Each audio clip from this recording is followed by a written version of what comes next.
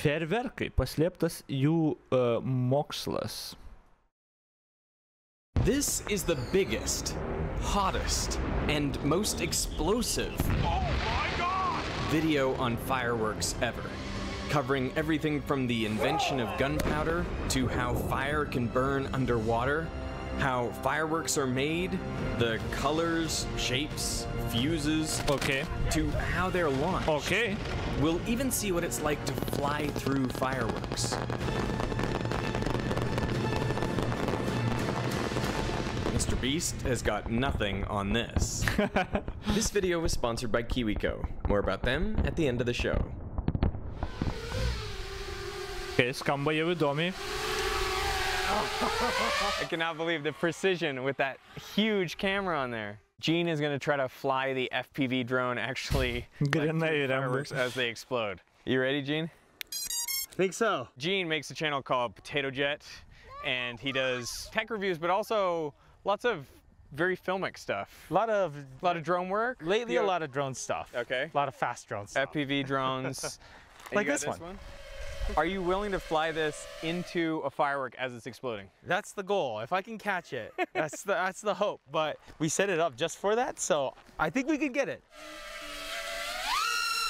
Dronai ir fejerverkai, ne? The first recorded instance of something like Ironiška, dronai gali pakeisti fejerverkus vieną dieną, nes dabar jau pakeitalioja, tipo ten, kad nesprogdintų fejerverkų, nes tipo archaiška ir gamtai kenkia ir gyvūnus ten gąsdina, tai to šou daro kai kur su dronais.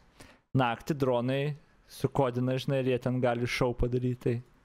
Firework occurred in China over 2,000 years ago, where people would get a piece of bamboo with the ends closed and they would throw it in a fire.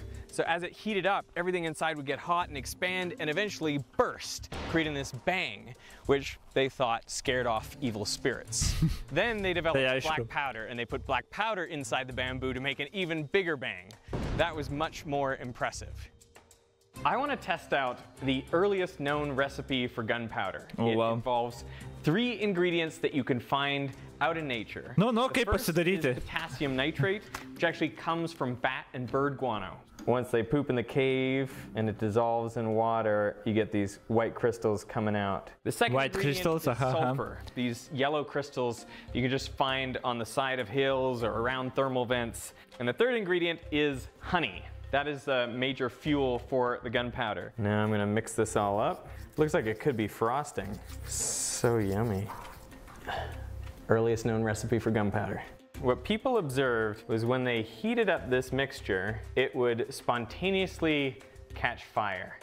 I have no idea how big of a thing this is gonna be. This is only about 1 gram of it, so I don't think it's gonna be huge. As we heat up that very primitive gunpowder, we should see it burst into flames. It's got to be close. Here we go, here we go. Oppa! Yes! Oppa, actually. We have made gunpowder.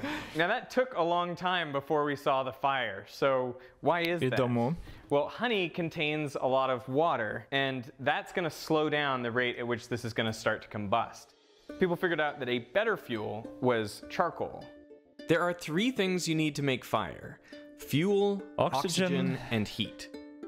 In most fires, the oxygen comes from the air, but in gunpowder, oxygen is supplied by one of the solid ingredients. The potassium nitrate gives you the oxygen, it's KNO3, so there's a lot of oxygen in here. And then the charcoal provides the fuel, that carbon. Charcoal is basically just carbon, but it works better than other forms of carbon like graphite because it contains these microscopic pores. And that enables the reactants to mix much better. They can actually get inside those pores. So if you mix potassium nitrate with the fuel, charcoal, and add heat from a lighter, you should have all the ingredients you need to make fire. So the question is, will this burn? It seems like little bits of it are catching on fire and just like sparking up from there. Kaip šaltoji ugnelė. The reaction is that it has a high activation energy, so it needs a lot of heat to get going. Whoa, there it goes. That is cool. I can see little balls of molten stuff in the crucible there. That is awesome. Cool. So we do have oxygen and fuel and we can get that reaction, but it's just not a very explosive reaction. This is where the sulfur comes in. sulfur starts reacting with the other ingredients at lower temperatures, and those reactions give off heat. The sulfur is going to act like kindling. It's going to create that initial bit of heat that the potassium nitrate needs to really break it open, and then, you know, everything can react. So that's what I want to do. I want to try to mix sulfur, potassium nitrate, and charcoal, which is like your quintessential recipe for gunpowder. And the amounts that you need of this have been pretty stable for like 800 years, which is about 75% potassium nitrate, 10% sulfur, and 15% charcoal. Those are the right mixtures so that you have just the right number of each type of atom to fully react and release the most energy possible. So I want to test how long it takes for fire to burn down about 1 meter of this homemade gunpowder. Let's let her rip. There it goes. Hey! It's going so slow. Čia jau tas, blet, kaip vadinas tas? Come on, you can do it. Blet, kaip vadinas tas, kur dega iki fejerverko? Wait, žinot, ką aš turiu menį? Kaip tas žodis? Ne, kitaip vadindavom. Aš mintiu, mes kitaip vadindavom. Visi parašė tą, tai turbūt toks oficialus pavadinimas. Kaip mes vadindavom?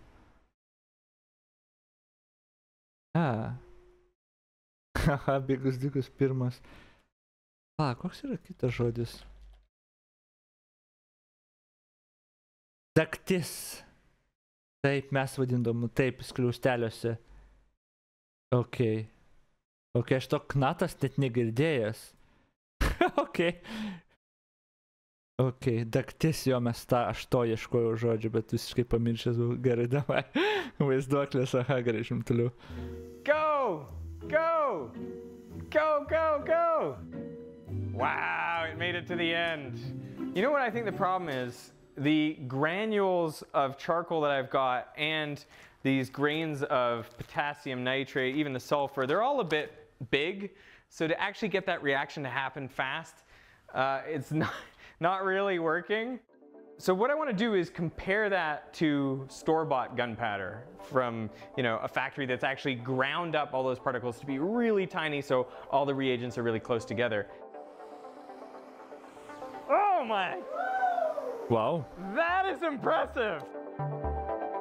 Faster.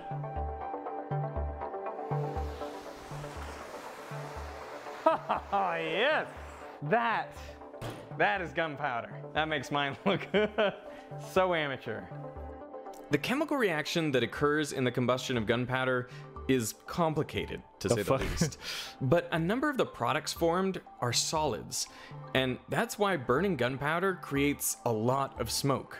The neighbors have got to be looking at this and being like, what the... The thing about gunpowder is, if you burn it when it's just exposed to the air, it doesn't really explode, and I think of gunpowder as explosive. But in order to see that, what you have to do is confine it. Because when you confine gunpowder, you increase the concentration of all the reagents. They don't just blow away from each other when they catch fire, so they're forced into closer proximity, so they react more. Plus, you trap more of the heat. So the reagents get moving faster, they have more energy, and so they can react more readily. So I put 10 grams of gunpowder in a cardboard tube and taped it shut. Okay, that's better, but it wasn't as big of a bang as I was hoping for. Well, it was a bit more of a pop than a bang. Maybe we need a tighter vessel, I think. So I'm gonna use some fiber reinforced tape to strengthen the container, and then we should get a bigger bang. It went right past me. It's more of a bang, that's a bit more like it. Here I have 20 grams of black powder. So I guess the question is, with twice the black powder, do we get twice the bang? Here we go. Everyone get back. Oho. Didėjom po biškutį. Ir tada car bomba. This is essentially what a firework is. I mean, fireworks consist of a shell with a lot of gunpowder inside. So this is an inert shell. It's colorized so that you can see the individual pieces better. A real shell, everything in here would be black because it would be primed or covered with black powder. Actually, a note about terminology. For a long time, the terms gunpowder and black powder were used interchangeably. But these days, the formula for gunpowder has changed to make it smokeless. So what's used in fireworks is called, at least in the US, black powder, to distinguish it from modern smokeless gunpowder. Just know that in this video, we'll use both terms to mean basically the same thing. The shell itself is made out of cardboard and what looks like and is a form of paper mache with craft paper and a glue, and you go around and around once you put the two shell halves together. Is that like the standard size you'd see when you go out? So on a 4th of July display, you'll see anything from a 2.5 inch up to 5 inch typically. In most cases, 6 inch and above are reserved for locations that you have a huge property, you're out in some desert shoot site, or on a barge somewhere, but they can go even bigger than this, up to 12 inch, 16, and even larger in very special occasions. This is the hemisphere for a 16-inch diameter aerial shell. That is a huge firework. What the fuck? The biggest aerial firework ever was 1.44 meters wide, and it weighed about the same as a car. What the fuck?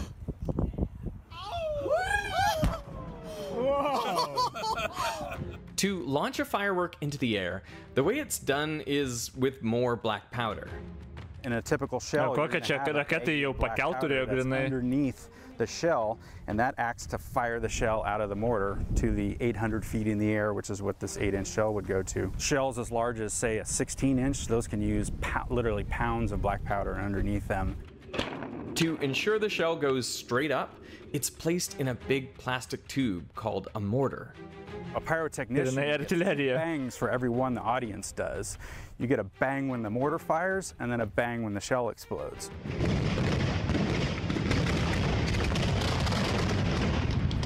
And it's literally like a cannon shooting a cannonball in the air. So the audience doesn't get to hear, see, or feel that, but the pyro crew does.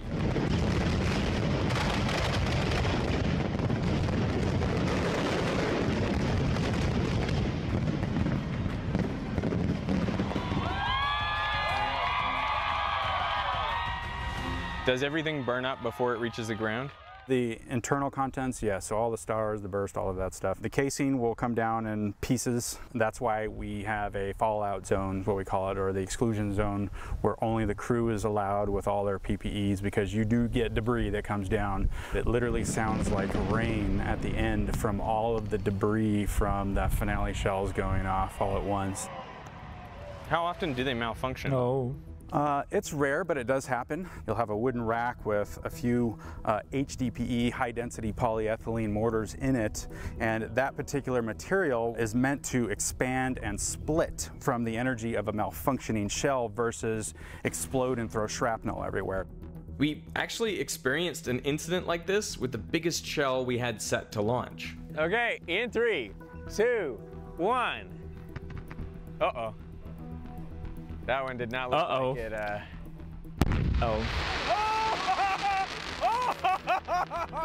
That's what happens when a firework doesn't lift. But because we follow all the rules and regulations at a professional display, it's usually the crowd going, whoa, and the crew going, whoa. Oh my God! And then the show goes on. It's typically what happens after a few safety checks when something like that goes on. Thankfully, everyone was safe because we could trigger the fireworks remotely from outside the blast radius. But igniting explosives safely has long been a challenge.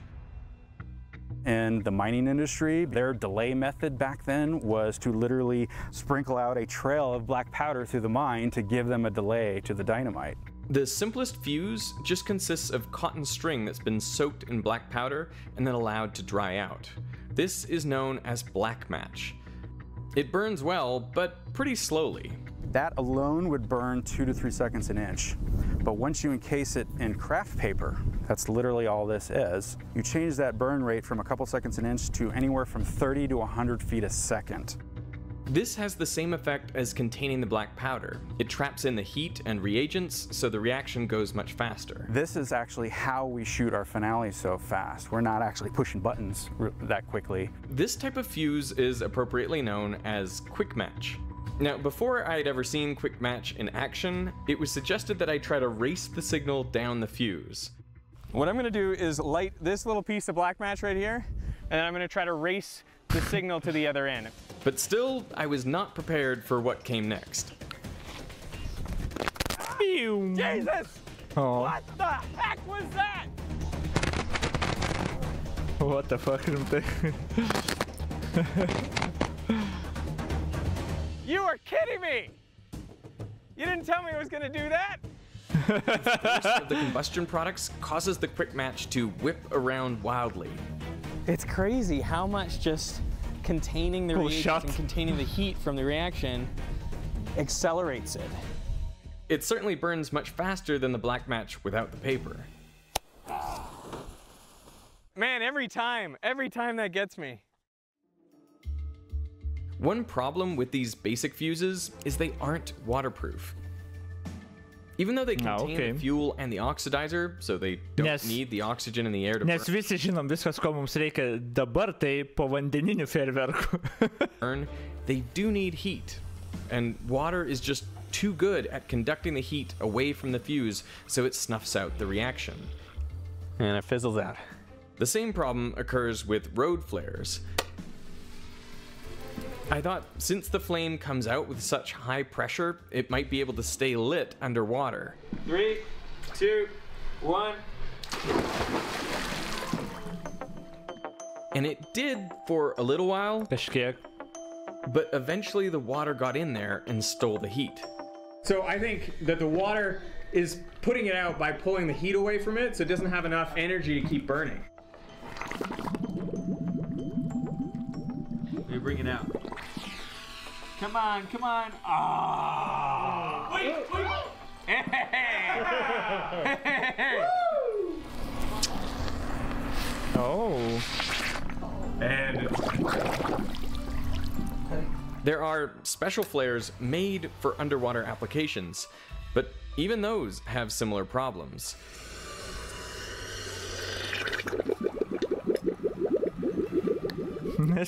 You can see the gaseous combustion products being released here and bubbling to the surface.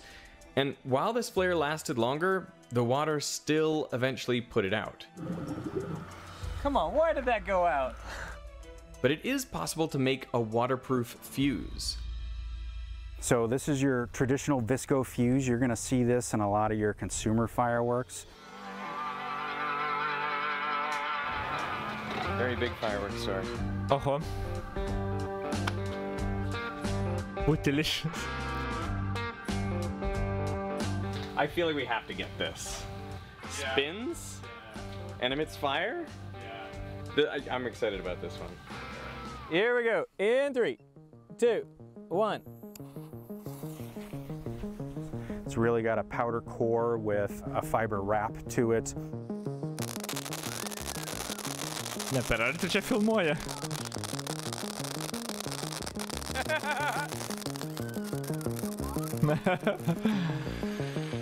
And it's typically lacquer coated, so these fuses are typically waterproof.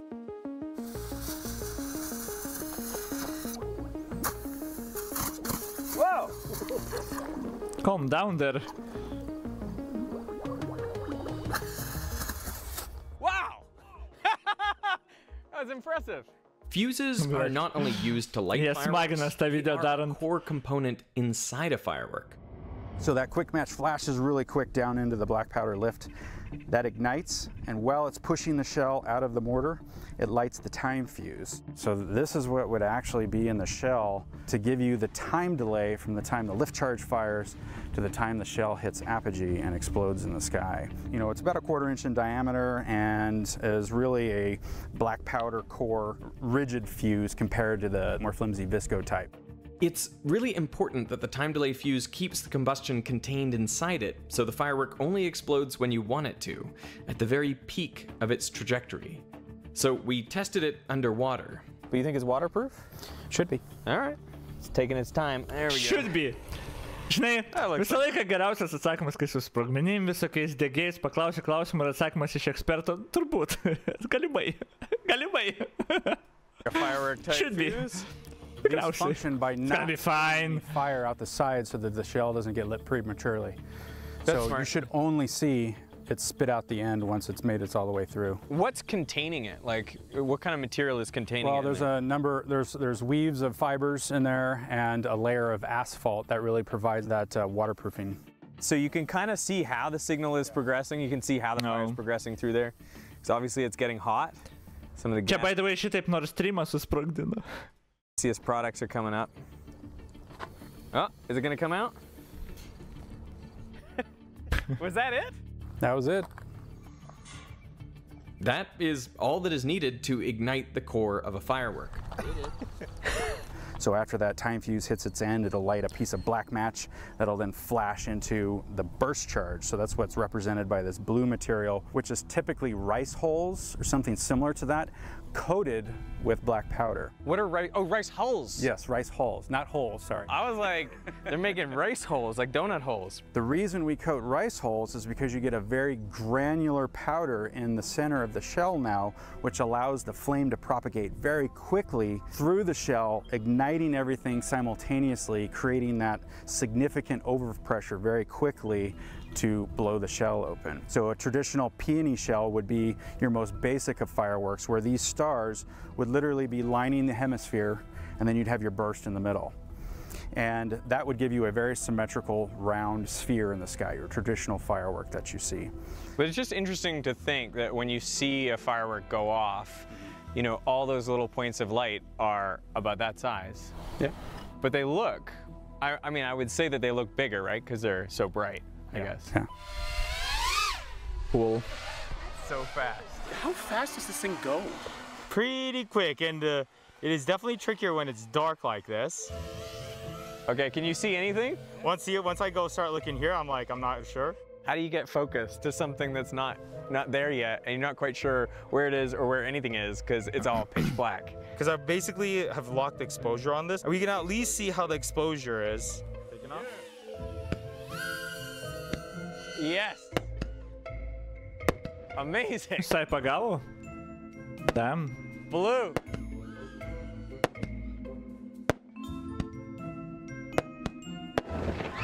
Oh, shoot. Okay, FPV's down. Oh, dang. I didn't realize I was so close to the ground. All right, hold on. I just want to see what this looks like, you know. I want to check this out, so. Whoa. That is cool. Ar sudega nieka. These stars are made of black powder mixed with chemicals to give them different properties. So brocade crown Ar tada spalva galima, nes chemikalai gold tail that you would see in the sky. So imagine prideda ten a big spalva, kad glittery išgautų. gold shell. I could actually see the little pieces coming off and glowing pretty bright. Now imagine those leaving a tail as they fly through the sky. It's a really spectacular effect. Okay. This is gonna be blue. Ah! Often the chemicals mixed into the stars are used to create specific colors. Each of these stars would be coated with a primer composition, which is just a really fine black powder. The reason for that is a lot of color compositions take more heat to ignite, so they have a higher ignition temperature. So by coating with black powder, with that primer, you're ensuring ignition of all the stars, which then transfer the fire to that color composition. Kaip mažytė saulė. Taking off on you? That's cool. I like that.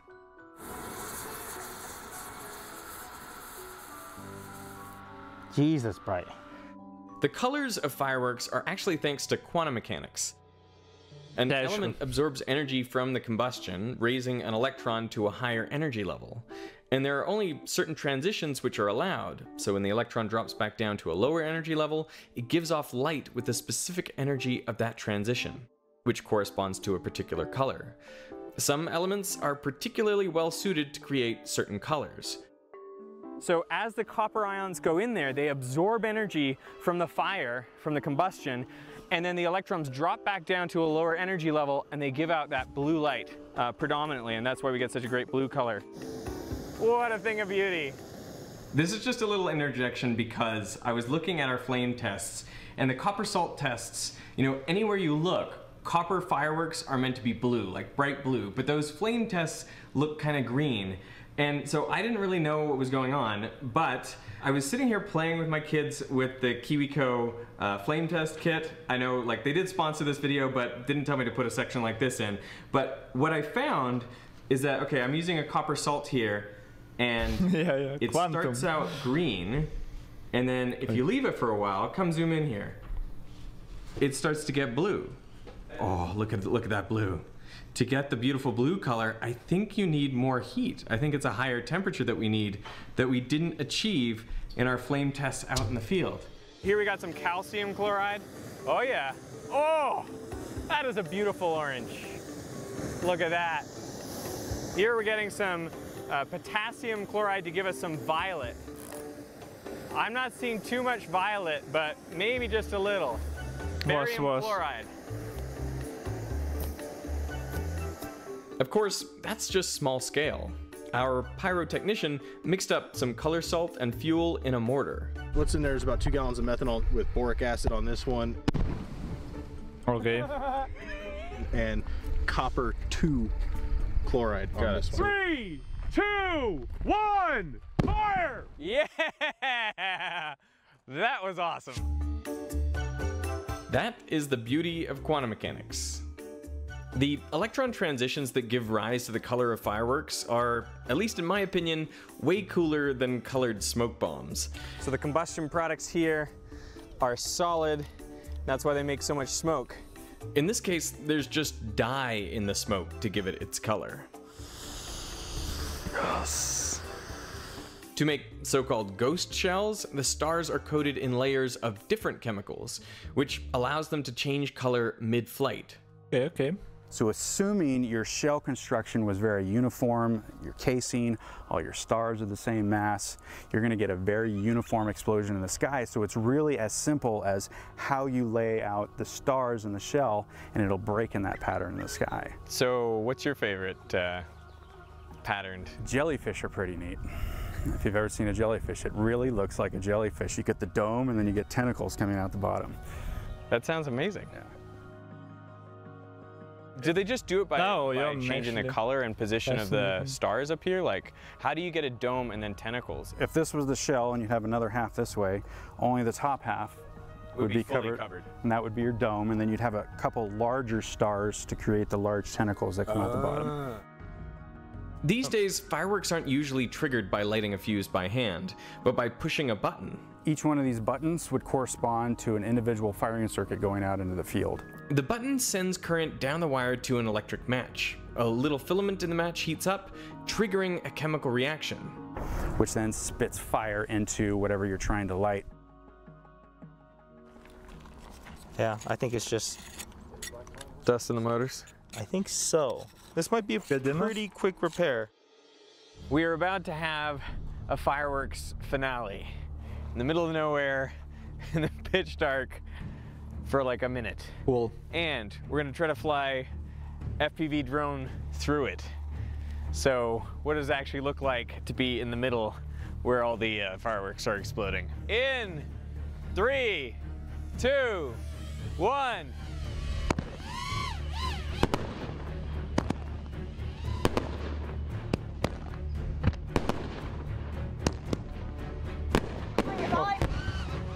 Thank you.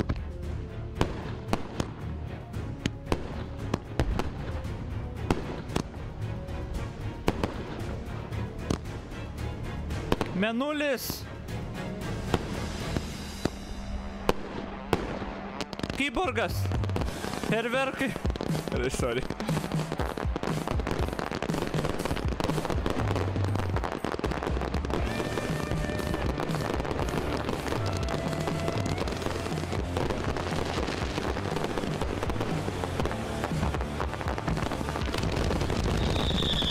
Jesus Christ, блядь. Wow. Can we get some light on the ground here? That was insane. The fireworks finale triggered my car alarm. There were like 2 times where I was like, I'm not sure if I'm upside down or not, but I gotta hold this shot. Okay, so we're up in the air here. Whoa. Oh, that's...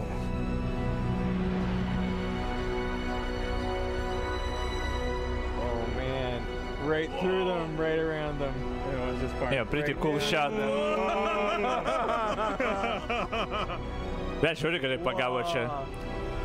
That is so weird. Dude! Yeah! There we go. You're upside down. Yeah, right there. I was like, I got too excited. I was just chasing everything. Crap.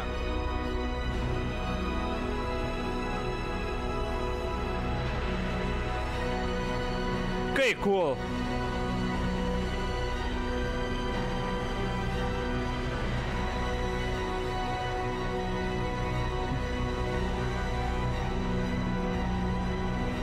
Kiek daug sužinau apie fejerverkus? Fireworks are this perfect combination of chemistry, light, and sound. If their purpose is to banish bad spirits, I'd say they achieve it.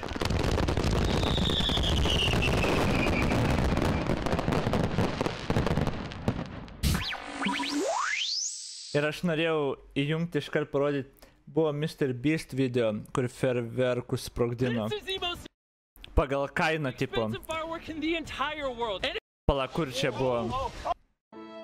Pirmą jis sprogdino pagal kainą, kažkaip ten. Dronai, ne. O kur tie fejerverkai buvo? Nes kai susprogdino tą brangiausią, tai pretty insane. Čia ne pats didžiausias. Prašai, tas pats video pratęsimas tik. I'm really 1,000 shells at the exact same time.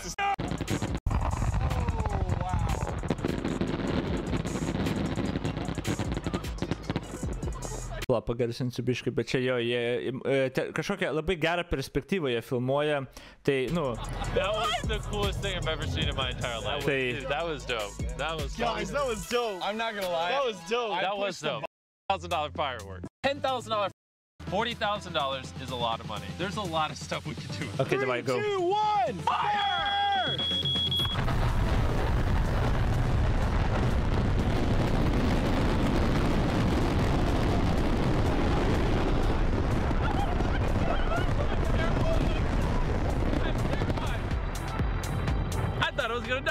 Aš šitas sprogimas, insane atrodo, what the fuck, čia ne fejerverkas, čia blėt bomba, what the fuck. Crazy! That was the best thing.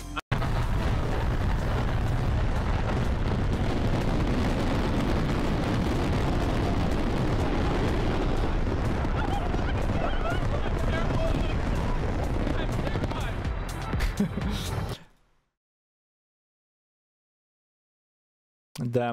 Bet jūs iškelėte tą klausimą, kur aš realiai ir būčiau, norėjęs tą, kaip galvoju pasakyti, ar po karo Ukrainoje tikrai turi būti fejerverkai užbaninti? Nes žiauriai lengvai jaučiu galėtų triggerinti PTSD visokiems ten ir panašiai žmonėm, karo ten veteranam tuometiniam, I guess. Ne?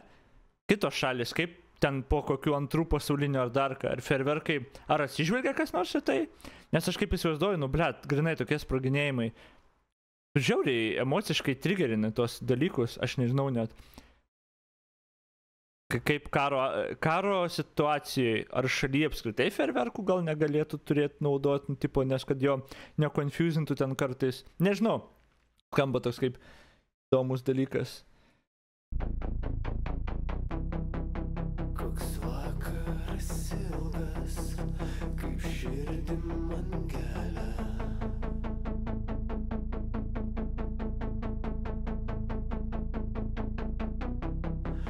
Nuskink man jis mėly.